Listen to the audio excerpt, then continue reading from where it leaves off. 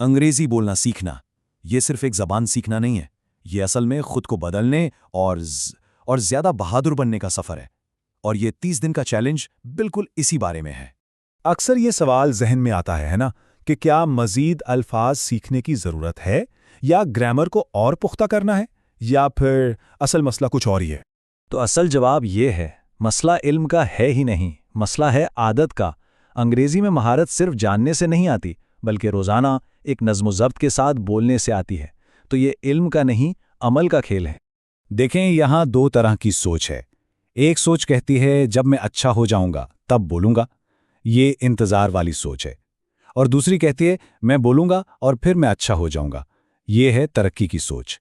اور یہ پورا چیلنج اسی دوسری سوچ پر بنایا گیا ہے۔ تو سفر یہاں سے شروع ہوتا ہے، پہلے 10 دن، اور یہ سب سے مشکل ہو سکتے ہیں۔ یہاں مقصد روانی حاصل کرنا نہیں، بلکہ اس خوف کی دیوار کو توڑنا ہے جو ہمیں بولنے سے روکے رکھتی ہے۔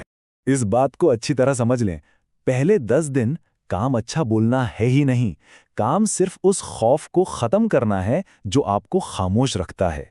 یہ ایک نفسیاتی جنگ ہے۔ تو کرنا کیا ہے؟ یہ 3 آسان سے اقدامات ہیں۔ کسی استاد کی ضرورت نہیں، صرف آپ کی آواز اور 15 منٹ۔ ہاں، اپنی آواز ریکارڈ کرنا شروع میں عجیب ضرور لگے گا، لیکن یقین کریں یہ خوف پر قابو پانے کا سب سے طاقتور طریقہ ہے۔ اور نتیجہ؟ ایک طالب علم نے یہ کرنے کے بعد کہا میری انگریزی اب بھی اچھی نہیں ہے، لیکن اب میں ڈرتا نہیں ہوں۔ اور یہی تو اصل جیت ہے۔ جب خوف ختم ہو جاتا ہے تو حقیقی سیکھنے کا دروازہ خود بخود کھل جاتا ہے۔ ٹھیک ہے، خوف کی دیوار اب ٹوٹنا شروع ہو گئی ہے، تو اب وقت ہے اس مشق کو ایک عادت بنانے کا۔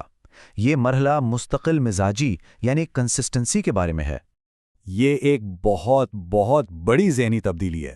اب یہ نہیں کہنا کہ اگر وقت ملا، اب کہنا ہے میں وقت نکالتا ہوں۔ انگریزی بولنا اب کوئی آپشن نہیں رہا، یہ ایک وعدہ ہے، بالکل روز دانت صاف کرنے کی طرح۔ اب ہم مشق کو تھوڑا اور دلچسپ بنا رہے ہیں۔ تصویروں کی وضاحت کرنے سے دماغ نئے طریقوں سے سوچتا ہے، اور کسی بھی پیچیدہ چیز کو آسان الفاظ میں سمجھانے سے آپ کی اپنی سمجھ بھی گہری ہوتی ہے۔ یہ ایک بہت بڑا سچ ہے۔ لوگ اکثر کہتے ہیں کہ مشق کے لیے ماحول نہیں ہے، لیکن سچ یہ ہے کہ ایک مضبوط عادت کسی بھی ماحول سے زیادہ طاقتور ہے۔ کچھ لوگوں نے تو ہیلمٹ پہن کر یا برتن دھوتی وقت بھی مشق کی ہے، تو کوئی بہانہ نہیں۔ اور اب آخری مرحلہ، یہاں پر کی گئی ساری محنت رنگ لاتی ہے۔ یہ وہ جگہ ہے جہاں تنہائی میں کی گئی مشق حقیقی دنیا کے اعتماد میں بدل جاتی ہے۔ پہلے 20 دنوں نے آپ کو تیار کر دیا ہے۔ اب وقت ہے انگریزی کو اس کے اصل مقصد کے لیے استعمال کرنے کا، یعنی لوگوں سے جڑنے کا۔ یہ اقدامات آپ کو اپنے آرام دہ دائرے سے باہر نکالیں گے۔ ہاں، یہ تھوڑا ڈراؤنا ہو سکتا ہے، لیکن حقیقی ترقی یہیں ہوتی ہے۔ چاہے آپ کسی آن لائن گروپ میں شامل ہوں یا کسی اجنبی سے راستہ ہی پوچھ لیں، یہ ہے حقیقی دنیا کی مشق۔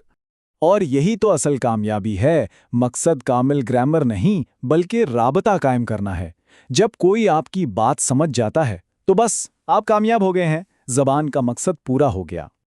اچھا، اس پورے سفر کے لیے ایک بہت ہی طاقتور ٹیکنیک ہے جسے استعمال کیا جا سکتا ہے، شیڈو سپیکنگ۔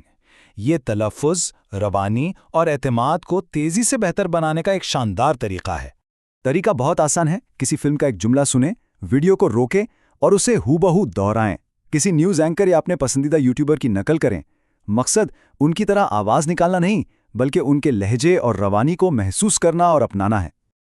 تو چلیے اب اس سب کو سمیٹتے ہیں اور اس پورے چیلنج کے سب سے بڑے سبق پر بات کرتے ہیں۔ یہ سب کچھ ایک لفظ پر آ کے رکتا ہے، ہمت۔ ایک ٹیکسی ڈرائیور کی کہانی ہے جس کی انگریزی ٹوٹی پھوٹی تھی، لیکن وہ ہر کسی سے پورے اعتماد سے بات کرتا تھا۔ اس نے ان لوگوں سے زیادہ کمایا جن کی گرامر تو بہترین تھی، لیکن وہ بولنے سے ڈرتے تھے۔ کیوں؟ کیونکہ انگریزی عمل کو انعام دیتی ہے، کمال کو نہیں۔ تو اس سفر پر ان سچائیوں کو یاد رکھیں۔ جب بولا جاتا ہے تو خوف سکڑ جاتا ہے، مستقل مزاجی سے اعتماد بڑھتا ہے، عمل کرنے سے مستقبل کھلتا ہے، اور ہاں، اکیلے بولنا بھی ایک بہت طاقتور تربیت ہے۔ اور یہ ہے مرکزی خیال جسے کبھی نہیں بھولنا چاہیے۔ روانی کے لیے ہمت کا انتظار نہیں کرنا، ہمت کرنی ہے اور روانی انعام کے طور پر خود مل جاتی ہے۔ اور آخر میں ہمیشہ یاد رکھیں کہ زبان سیکھنے کا مقصد کیا ہے۔